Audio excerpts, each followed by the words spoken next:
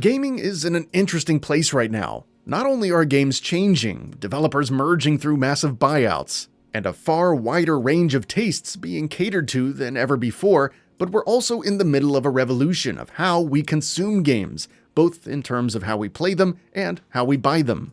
Before we begin, please consider subscribing and enabling all notifications by clicking the bell icon. With that out of the way, let's get started.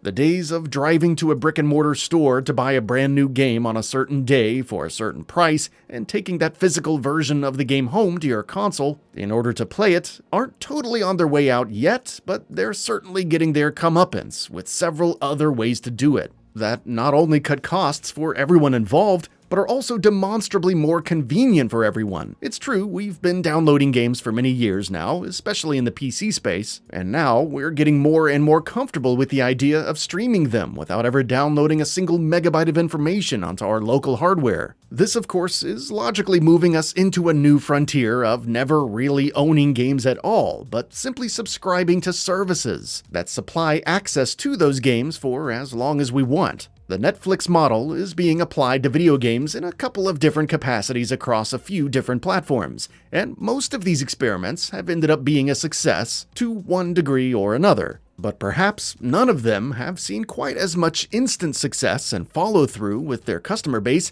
as Microsoft's Game Pass. While it's certainly not perfect, and you can absolutely nitpick a few things about it here and there, there's no denying that this incredibly cost-effective way of having access to a large library of games without ever having to buy individual titles or take up valuable shelf space by owning physical copies has taken the gaming market by storm and is forcing other companies like Sony to go back to the drawing board and reevaluate how they do things as well. The idea of gaming being a luxury hobby only accessible to those who can afford to go out and buy $60 or $70 games every time something comes out is getting more antiquated by the day, with Game Pass continuing to grow by leaps and bounds every quarter. Microsoft is absolutely killing it with Game Pass. Thanks to Microsoft's massive buyout of Bethesda, you can, right now, play Wolfenstein 2, The Evil Within 2, and Fallout 4 on Game Pass, on top of the smorgasbord of other games that have been available for some time.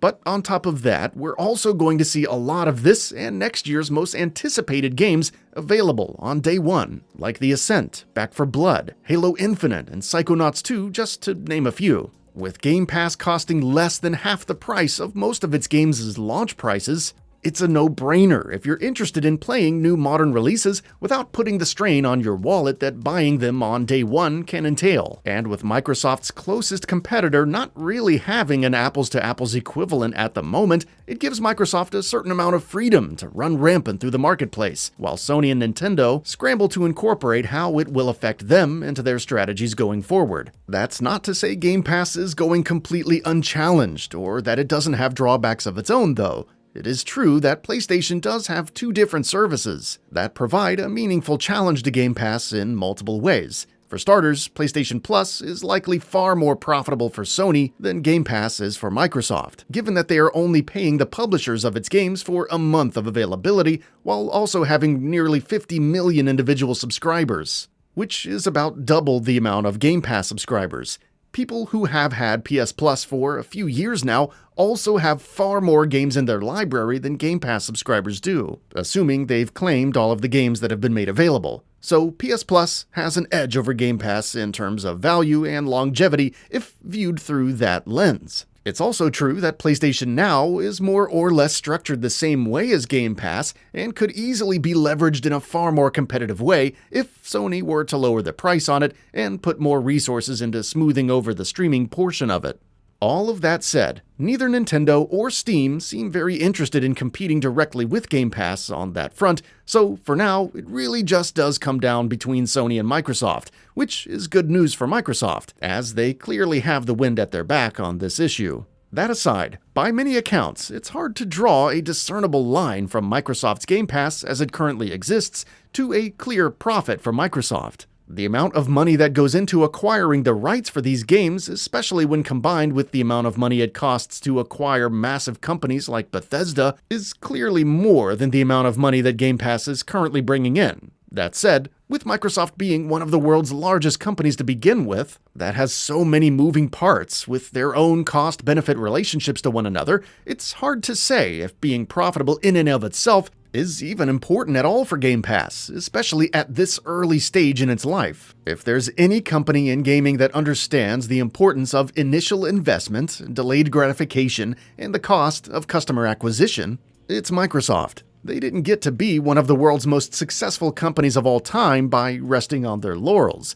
They've been acquiring people, ideas, and other companies of all shapes and sizes for a long time, and it has largely worked out for them in the long run. So, logic would certainly point to Microsoft being more focused on a long game with Game Pass more than the short-term profitability. If Game Pass can continue to serve as an excuse for gamers to get Xboxes over PlayStations and thus continue to widen their customer base, which will inevitably lead to more profit for Microsoft in other areas, who's to say if the initial thin profit margins or even the occasional loss even matters? Maybe they don't at all, especially if the seemingly infinite deep pockets of Microsoft can help them weather the shock of massive investments early on that Sony is largely unable to do. No matter how you slice it, Microsoft is absolutely making waves in the right direction with Game Pass, and a handful of other decisions that they've been making lately with their Xbox brand. Surely Game Pass still needs some work. It could certainly have more games and a wider variety of them. But for now, all things considered, it does seem to be just what the doctor ordered as they continue rehabilitating their image from the last generation and grow into a far more dominant force across multiple territories that looks far more like it did during the 360 era than anything else. And that brings us to the end of the video. A quick request, we upload new videos every single day, and if you like what we're doing, please consider subscribing. It really helps us out. Also, don't forget to enable all notifications by clicking the bell icon so that you can receive daily video updates. Thanks for watching.